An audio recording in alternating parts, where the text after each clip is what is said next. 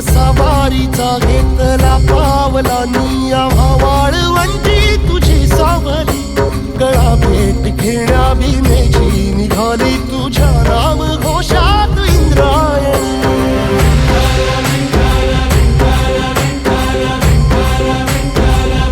भिडे आसमंती ध्वजा वैष्णवांची उभी पंढरी आज नानावली तुझे नाव ओठी तुझे रूप ध्यानी जीवाला तुझी आस गा लागली जरी बाप साऱ्या जगाचा परित